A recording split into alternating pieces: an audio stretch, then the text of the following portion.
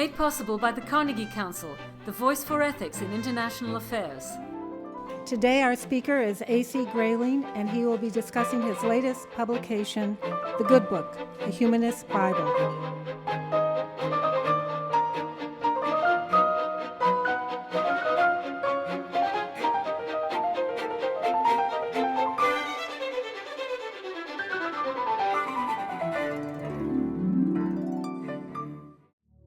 How can we live a more human and less dogmatic life? Secular humanist and philosopher A.C. Grayling addresses that question in The Good Book. We now present A.C. Grayling. When one studies philosophy academically, one gets into very technical and specialist areas where one has to use very long words like marmalade and corrugated iron and so on, and it's only really other specialists in the field who can be party to the conversation you're having.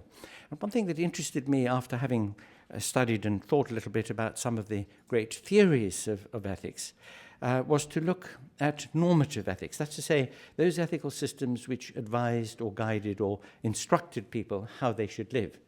And I read my way carefully through the literature of the great traditions which do this. So, for example, classical antiquity and the Western tradition, Confucius, the Jewish and Christian writings, the Muslim writings. And as I looked at these books, I noticed that there were some rather significant differences between them. There were traditions in which the instructions, the commands, the requirements of a transcendent being were delivered to usually his creatures, his creation, and a very specific set of ideas about the relationship between creation and the creator were conveyed. And then there were other traditions which premised their attempt to understand what the good and well-lived life is on its most sympathetic and generous understanding of human nature.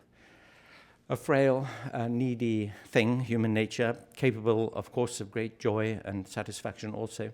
And these, as you might call them, humanist, that is with a small h, humanist traditions, like the ancient Greek ethical traditions, it struck me much closer, in a way, to the grain of human nature. They didn't try to cross that grain. They didn't try to say, you must limit and constrain, you must hang in there somehow. Perhaps the best and simplest way to describe the contrast that I found in these traditions was the contrast between the contemptus mundi literature of the high medieval period, the contempt of the world, teaching us that the world is a dark and dangerous place, where we are likely to snag our souls on the rusty nails of sin at any point, that the devil and his minions wait to catch us at any moment, not just when we indulge our appetites, but even when we sneeze, hence, bless you.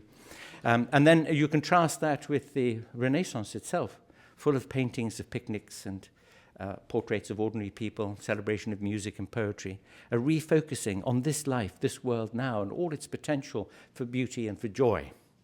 And that, of course, the recovery of that sense of how life can be good and flourishing in this life that we have now, that recovery was a recovery of the classical view of these matters. When you read the Greeks and the writings of the Hellenistic and Roman periods, you often find in Ovid and others, and in the Stoic tradition also, right the way back to Aristotle, you find a celebration of aspects of human life where it is possible to live thoughtfully and responsibly, but yet with an enjoyment, a relish in occupying one's body and being amongst the flowers and the breezes of this world. And at about that time, I thought to myself, gosh, what a different history the world would have had if the Bible makers, instead of drawing on the great religious documents of their traditions, if instead they had focused on Aristotle and Marcus Aurelius and Epictetus and Cicero and others, if they'd put their documents together out of that, what a different history the world might have had. And of course, the minute that I had that thought, I had the other thought, which was, oh dear, well, I better try and do it in that case, since nobody else had thought of doing it. And so many decades ago, I began all my reading, collecting texts, putting them together, studying very carefully the history of the way that the sacred scriptures of the world have been put together. And it's a very interesting process, this, because we think of the holy books as having emerged from great episodes of inspiration on the part of those who had as they felt direct contact, perhaps, with the divine voice. And we tend to treat them rather unhistorically. And when historical scholarship on the origins of the Bible really began in the 19th century and since, and the discovery was made that these texts have multiple sources, that editors interwove these texts and redacted them, changed them, put in other texts, occasionally perhaps deleted inconvenient occurrences of the word not, and shaped them, massaged them a little bit for what can only be described really as a tendentious purpose, in the sense that it was a tendency to tell a certain story, to convey a certain message about the world and the deity and the relationship between the two. And so I thought, well, I will do this to the non-religious, the secular literature of the great traditions. I will select them, arrange them, edit them, interweave them, every now and then adjust them, modify them, and here and there put in a few passages of my own which would connect or link or introduce. And this, of course, has been taken a very long time, but it's also been the greatest fun. Only imagine editing Aristotle. Oh, I think he should have put it this way. You can just imagine giving yourself license to do that, but always with a very responsible end in view, which is to try to produce something which would not displace. It doesn't challenge. It doesn't offer itself as something that should take the other great normative ethical documents of world history and push them aside. Not at all. It's a contribution, and despite its hubristic seeming nature, it's really a modest contribution to the great conversation that mankind has with itself about the good. It's a response to what Socrates said. Socrates said, "The unconsidered life is not worth living." He meant that to reflect on the values that you're going to live by and how you're going to pursue those values and attempt to realize them, to think about how you live and to think what matters, and to be able to make a case to yourself and to others about what matters, and to recognize the great truths about what matters, including the fact that good lives are lives that are centered on good relationships, that our connection with our fellows, with those we love and care about, and with our societies, are really focal to the chance of creating something, a life full of flourishing and well-being, a life which is worth living. And there is a kind of urgency to this, because you will know, I'm sure you were reading Herodotus in the bath last night, so you will remember the story that he tells about Solon, the great lawgiver of Athens, visiting Croesus in Lydia. Croesus, the richest man of the time, the great king. And Croesus says to Solon, "Who is the happiest man in the world?" Meaning, moi. You see, he was expecting Solon to say that. And Solon picked some rather ordinary but upstanding citizen of Athens as his choice. And Croesus was very annoyed. And he said, "How can you possibly compare an ordinary citizen of Athens with the richest king in the world?" And that was when Solon said, as you may remember, "Call no man happy until he is dead," until you've seen the trajectory, the arc of a life, and been able to judge whether it was well lived. And he says something which I always quote, I'm afraid, to almost to the point of boredom, reminding people, because it does illustrate the urgency with which we must accept Socrates' challenge to think about life. Solon says to him, "A human life is less than 1,000 months long." Do the math. 12 times 70. It's quite alarming when you consider that it is less than 1,000 months, and that a third of them were asleep, and the other third of them were shopping or working out our tax returns or something. So the amount of time that you have for doing the Socratic thing of thinking about the good and how you're to live it is relatively limited. There's a certain kind of urgency there. And whenever I mention this and I see faces fall in an audience, I then proceed to the next part of the story, which is to report a rather wonderful article I read in a newspaper by a woman whose mother had just died, having about 2 years to the day beforehand been diagnosed with a terminal illness. And she said, "These 2 years were the happiest years of my mother's life, because everything trivial fell away, all the things that get in the way of seeing clearly were removed. The people she cared about and the things that she loved doing, they came fully into focus. And in those 2 years, she lived a whole new lifetime." Because in a way, and I speak with all the authority of a professor of philosophy here, there is no such thing as time, there's only experience. And one lifetime can be filled with many lifetimes, just as one lifetime can be less than one lifetime if people waste their time. And so when Solon said to Croesus, a human life is less than 1,000 months long, one must therefore focus on the things that are truly good or worthwhile, it does place this responsibility on us to accept that challenge of Socrates and to think about the good life. Well, when I went to the texts of the great traditions, not just the Western, but also to the Eastern and South Asian traditions, because as you know, there are very long-standing, very, very rich non-religious, in fact, atheist traditions in Indian philosophy also, because the people whose texts I've used here are very special for lots of different reasons, not just that they are among those who have offered us the best that has been thought and said about human experience and the human condition, but also because their lives were lived in much less comfortable circumstances than ours. In fact, if you lived in the Roman world, or if you lived in ancient China, your life was much more like living in Benghazi today, or in Kabul, or in Baghdad, than it is like living in New York or London. It was a world where there were risks and dangers, where life was short, where resources were more fragile.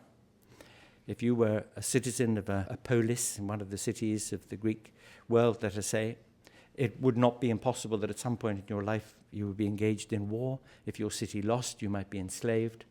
These are possibilities and likelihoods that are practically null for us in our contemporary world. And so we don't realize how all this insight, all this experience that these great writers of the past, whom I've used, whom I've drawn from, that their experience was ground out between the millstones of a harsher reality than we're used to. And for that reason, their insights are all the more valuable, all the more potent, because when they talked about the desire for the good, they talked about how one should live with courage in relation to things that we can't ourselves control, or try to master our appetites and our fears so that we can liberate ourselves from slavery to fear and slavery to wrong ideas. They really meant it. This was not just, armchair speculation. It was something that came out of hard experience and is well worth meditating on. So I thought all those many years ago that if the Bible makers had worked on these texts, something like this might have resulted. The religious texts do, of course, exist, and so putting this one into the same sort of category, that is, as a resource for people thinking about the good, thinking about their lives, thinking about ethical questions, to allow people to see what the great traditions, other than the great religious traditions, have to offer on this. Now, naturally, people think that it's an aggressive act, that I'm attempting to displace the Holy Bible. That's not going to happen in any hurry, and I don't imagine that anybody would be so hubristic as to think that they could do it. And so that is not the intention. There's not one occurrence of the word God or goddess, soul, afterlife, not one occurrence of those words. It's as if there isn't religion at all. It just addresses itself to human experience in the here and now. It doesn't attack any religions. It's important to say that, because some of those who have already reacted to the book, as you know, of course, the best reviews are written by people who haven't read the thing yet. So there's a natural assumption that if somebody has come up with what they offer as a Bible, and here, of course, what I'm doing is I'm capitalizing on the fact that biblos, which means book in ancient Greek, referred to the one and only book that was a resource for people for century after century after century. It was their repository of wisdom and guidance in history. It shaped their view of the world. Of course, as you know, it's full of sex and violence. I mean, it really is post-watershed reading. You have the concept of the evening watershed in television. I was in the back of a London taxi the other day, and not anything to do with this at all, but somehow or other the conversation got round to the Old Testament. And I said to the black cab driver, "Have you read it?" And he said, "No." And I said, "Do you remember any stories from it?" And he pondered for a moment. He said, "I remember about somebody's wife turning into a pillar of salt." And I detected behind that remark marital problems. He was probably wishful thinking. And I said, do you know where that story comes from, the pillar of salt? And he said, no, I don't. So I told him the story of Lot and Sodom and Gomorrah, the pillar of salt and Lot's daughters. He was outraged. I mean, about the angels coming to Lot and the men of Sodom wanting them, and Lot saying, you can't have them, they're my guests, you can have my daughters instead. He was horrified. He said, is that in the Bible? I said, yes, it is. He said, surely they edited it out. I said, he was very outraged. And the answer is no. And this, of course, is why, for right up until the Reformation anyway, the Bible was a forbidden book, and people weren't allowed to read it. It had all these disconcerting things in it. David, great figure in the lineage of Christ himself, seeing Bathsheba in her bath, sending her husband off to the front line of battle so he could get hold of her and so on. It's very unedifying, all those aspects of it. And it was for this reason that it was so long before the whole text became available, and why such a lot of work has been done to reinterpret, interpret, and parse and gloss various things in that book.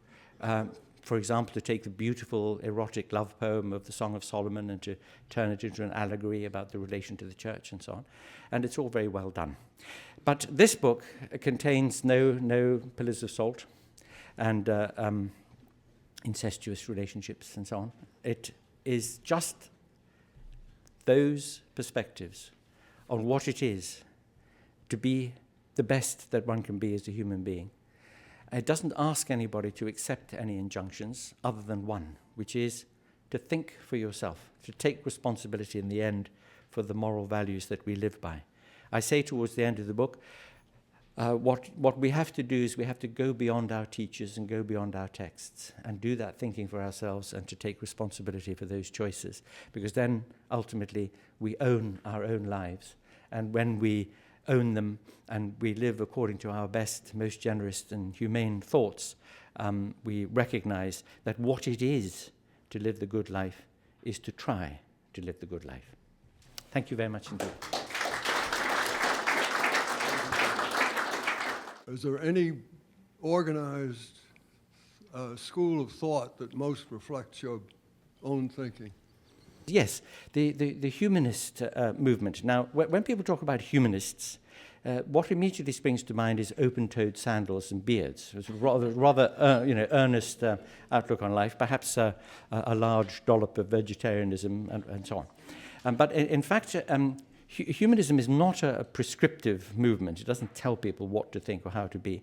Rather, it says, whatever we do, let us first acknowledge our humanity, and let us acknowledge the fact that as very imperfect beings in a life which is often difficult and yet has the capacity in it for joy, let us reflect and think and make sensible choices and build good relationships. So humanism with a small h and with a capital H, which is the sort of organized version of it, is really a movement for ethical reflection which doesn't premise itself on the thought that there are transcendent sources of instruction about how we should live. And there is a big contrast between saying that our duty is to obey, understand and obey. Islam means submission. One of the great sins in Christianity is the sin of pride, the sin of thinking that you can stand on your own 2 feet and make these choices for yourself. Humanism opposes the view that we are subjects, we are agents, and we must act responsibly. That's its tenet. So the answer to your question is yes, humanism would be that sort of, if I may be allowed the expression, broad church of attitudes towards living sensibly and responsibly and well. It's hard for me to see how ignoring the 7 normative rules of the 10 Commandments can result in a just society of people coexisting with each other without interfering with the other's happiness. Do not kill. Do not lie. Do not steal. Treat your parents with respect. Don't covet your neighbor's goods or spouses. How do you marry the two? Or do you think it's necessary to do that? I'm tempted, of course, to refer you to George Carlin's reduction of the 10 Commandments to 2. I don't know whether you've any seen those, rather amusingly. But of course, almost all the ethical traditions of the world, if not indeed all of them, religious or non-religious, share a very great deal just on these points. They don't obey without qualification the injunction not to kill, because of course our bishops bless our troops on their way to war, and we find circumstances in which we think it's justified, for example in self-defense or in defending a principle. Coveting your neighbor's goods, well, the consumer society and its associated economy rather depends upon our wanting to own nice watches and motor cars and things. Coveting your neighbor's wife, well, I'm afraid human nature is what it is. And so in general, the kinds of prescriptions that all the great, or ideals that all the great ethical systems set for themselves share much in common with that. But I would make this point to you, if I may. If you look at Christian ethics of the very early church, that is in the first 3 centuries or so of the Christian church, you notice something rather distinctive about it, that we're told, give away everything we have. Take no thought for tomorrow. Consider the lilies of the field. Make no plans. If your family disagree with you, turn your back on them. Don't marry, says St. Paul. Now, this is an unlivable ethics, which made sense to people who very sincerely thought that they lived at the end of the world, that the parousia, the second coming, was imminent, that the Messiah was going to return. And so, of course, you don't need material goods, you don't marry, you don't plan, because it's next week or next month, it's very soon, and you must be like the wise virgins and keep the wick of your lamp trimmed. But when, after the centuries had gone by, they recognized that a little bit more thinking about the good life was required, they took it from Greek philosophy. In fact, what we think of as a characteristically Christian attitude, think of the Christian gentleman or the Christian gentlewoman, is directly from Aristotle. The megalopsychos sounds absolutely terrifying in Greek. The Latin words that translated are magna anima, magnanimity, the magnanimous person, the person of respect and kindness and courtesy who considers others, the considerate person. This is at the very, very heart of the idea of being a genuine Christian, but in fact, it's a Greek view, imported into Christianity late on because of the poverty, you might say, of the early Christian ethics, which was the ethics of a people who thought that they were living right at the very end of time. And when one understands this and puts things into the context of history and recognizes, I mean, if you go, for example, to the teachings of Mozi in ancient China, 2 or 3 centuries before Christ, who preached brotherly love, love your fellow man, honor him, respect him, help him. We go back to Confucius, who talks about the gentleman, the person who has duties to his fellows and his neighbors and so on. You see that human ethics, when it's been well thought, and when it's been thought with generosity and kindness and the best, most sympathetic understanding of what it is to be human, has a great deal in common with all the other great traditions. If you look at a Hobbesian view of life in society versus outside of society, he calls it in the state of nature, everything is kind of pretexted upon having a government, a structure, whether you call it prescriptions based on religion or maybe even some humanist ideal if you talk about Athenian democracy. I think you're kind of going in the direction of you really don't necessarily need governments and structures per se to live as a good person. Do you see it? Do you struggle with that at all? Well, I really don't think that it would be possible for human beings to live without institutions that regulate their relationships with one another. But the production of such institutions is very natural to human beings because we are essentially social animals.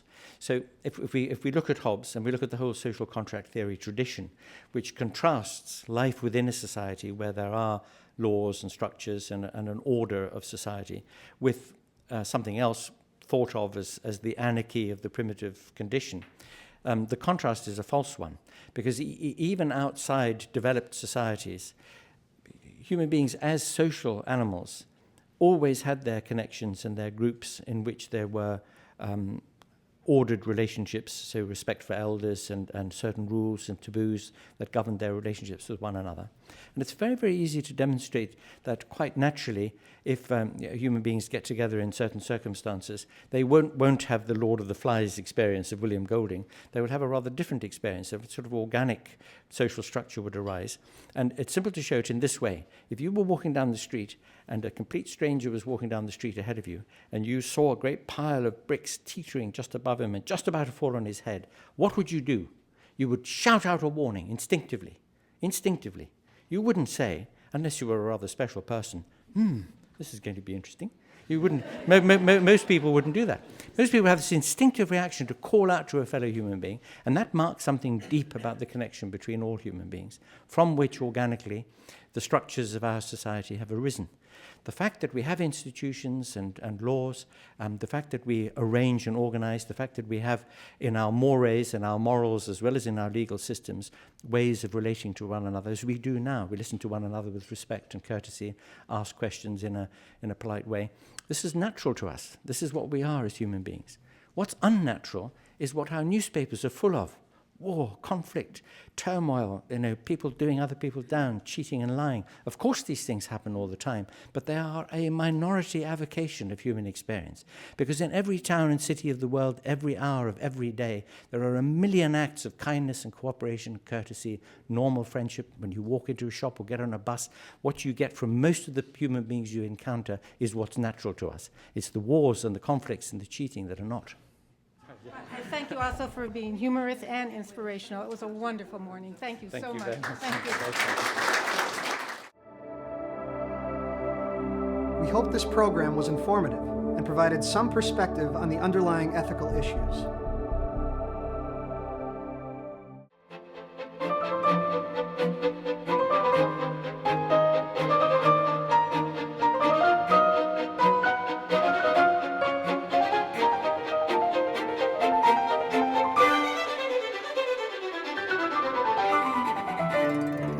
Made possible by the Carnegie Council, the voice for ethics in international affairs. For more information, see www.carnegiecouncil.org.